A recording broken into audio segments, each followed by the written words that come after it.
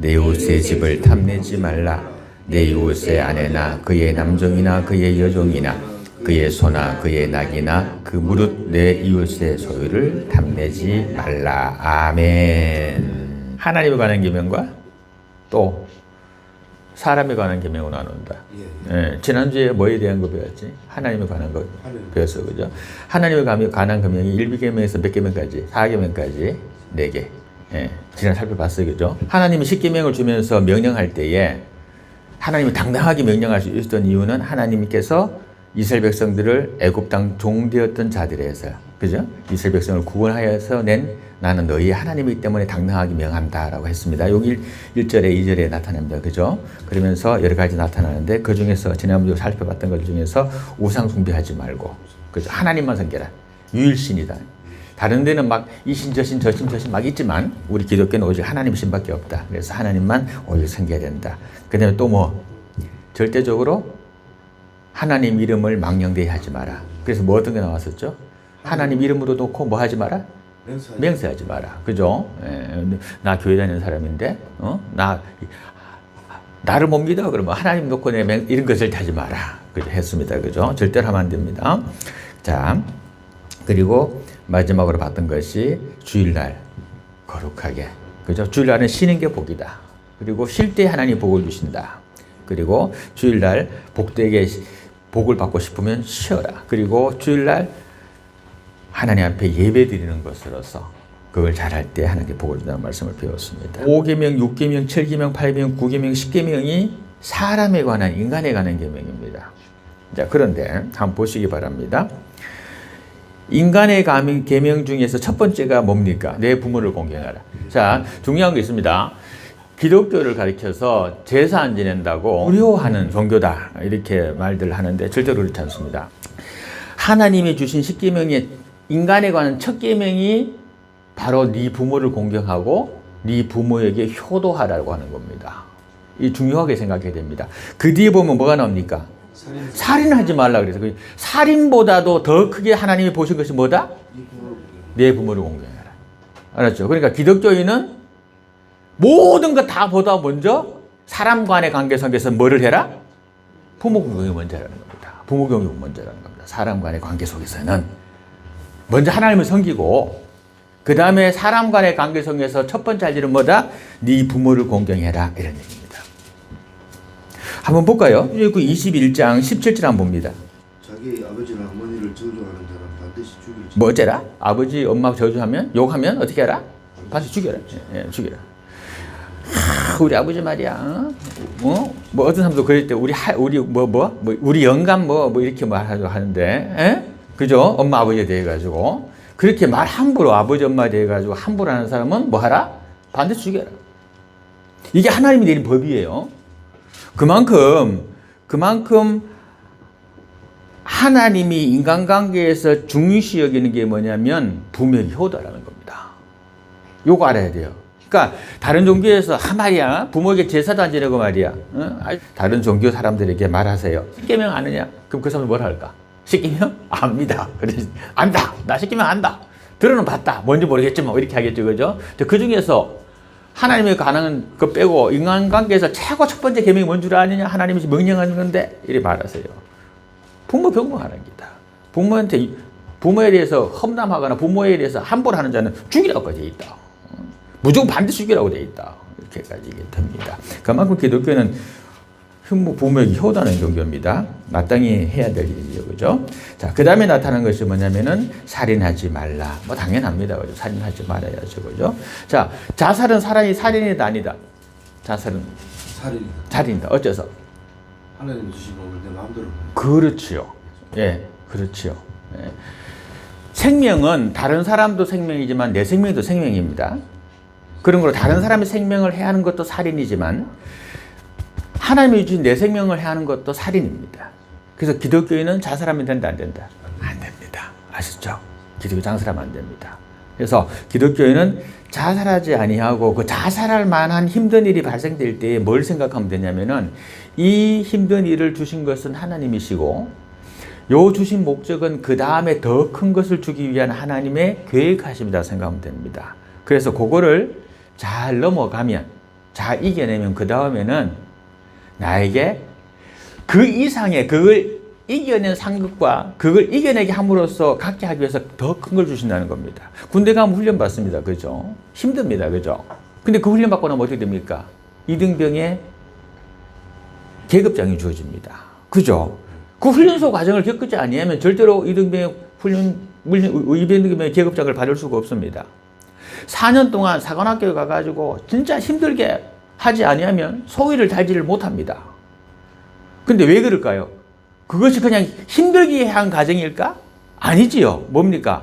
내 생명을 살리고 내 전우를 살리고 내 부대를 지휘하기 위한 역량을 기르기 위해서 그 고난이 내게 있는 겁니다.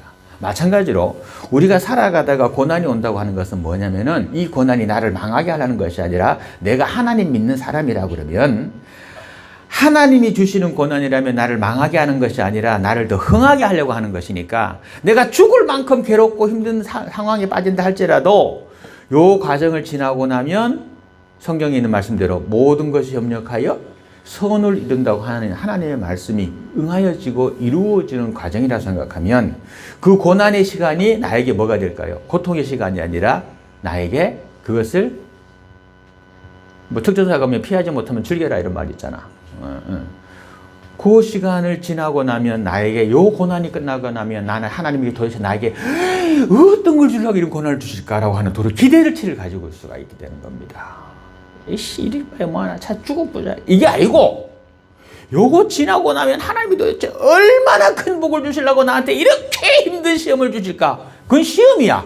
시험은 이겨내면 그 다음에 2학년 되고 3학년 되고 대학 가는 거라. 그러니까 그 시험 왔을 때 죽어보고 하지 말고 이걸 통해서 하나님이 도대체 나에게 뭘 주려고 할까 기대를 하면서 그거를 받아들이고 더 하나님께 엎드리고 하나님이여 이 고난 속에서 내가 낭망하지 않게 하옵소서. 하나님이여 이 시험을 내가 잘 이겨내므로 하나님이 예비하신 복을 받는 승리자가 되게 하옵소서. 요래하면 이 또한 지나가리라는 말처럼 얼마 되지 아니해서 고난은 끝납니다. 반드시 끝납니다. 반드시 끝나고 그 고난 뒤에 아주 좋은 행복이 찾아옵니다. 옛날에 아픔이 있었기 때문에 지금의 우리의 삶이 승리가 있는 거예요. 그렇죠, 그죠? 다 돌아봐봐.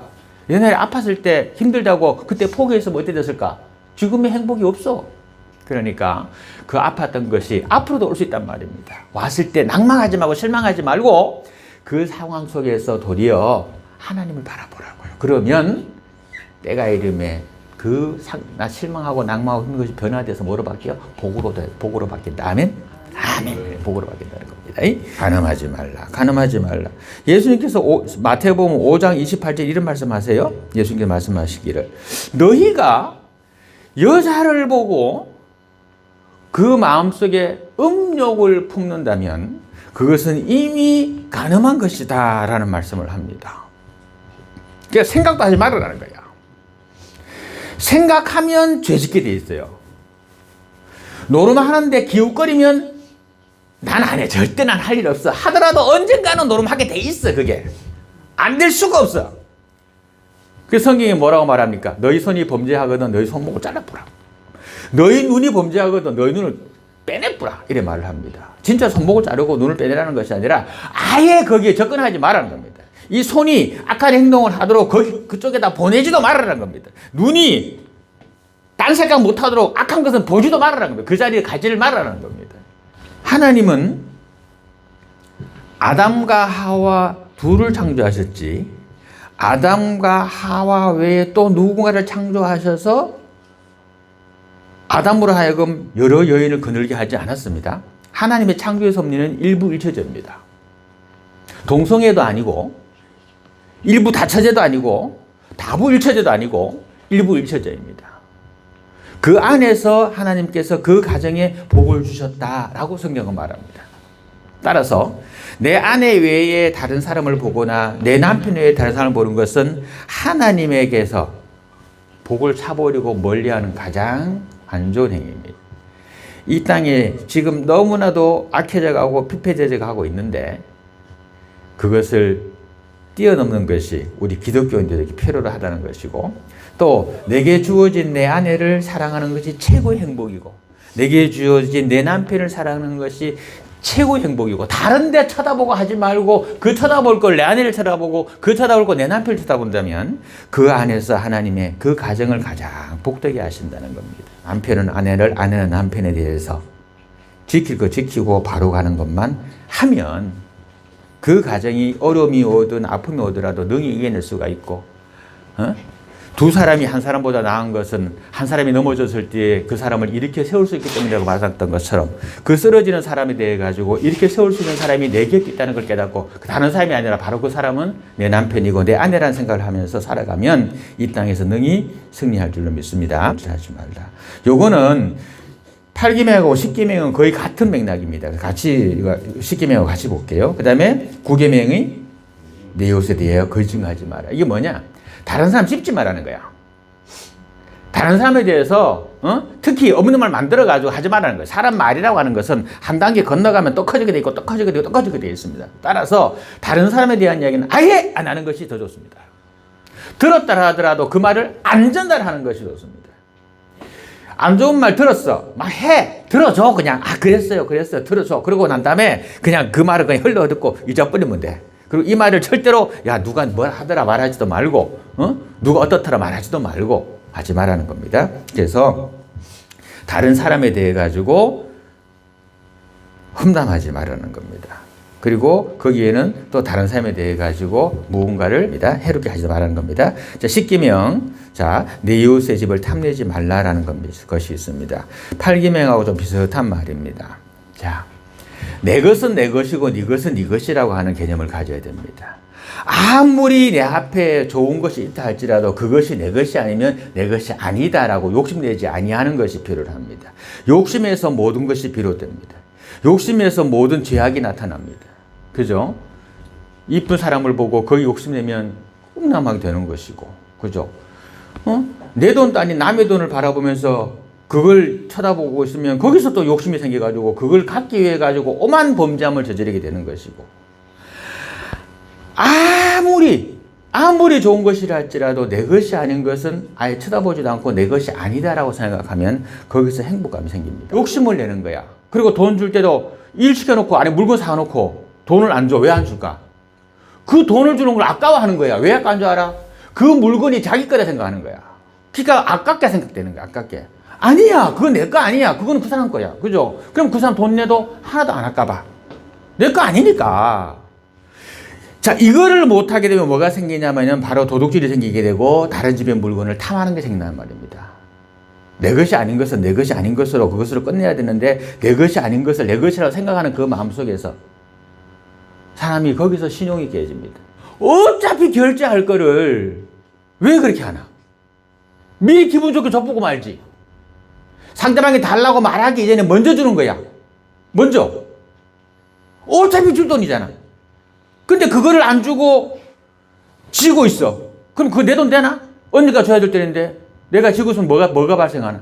신용의 불량이 깨지고 사람 간의 신뢰성도 없어지고 믿음도 없어지고. 그거 하지 말고 먼저 주라는 거야. 내 거 아니라 생각 먼저 줄 수 있잖아. 안 줬을까? 그 돈을 지 거라 생각하니까 아까워서 못 주는 거 아니지. 일 시켜가지고 상대방의 그 수고로움이지. 그 내 돈 아니잖아. 줘야지. 그러니까 우리 기독교인은, 특히 우리 교회의 사람들은 이거를 꼭 생각하시기 바랍니다. 내가 갖고 있는 마음속에 있는 것이 뭐예요? 욕심내지 말라는 거잖아요. 그죠? 저기 써 있잖아. 그죠? 욕심내지 말라고. 욕심에서 모든 것이 비롯됩니다.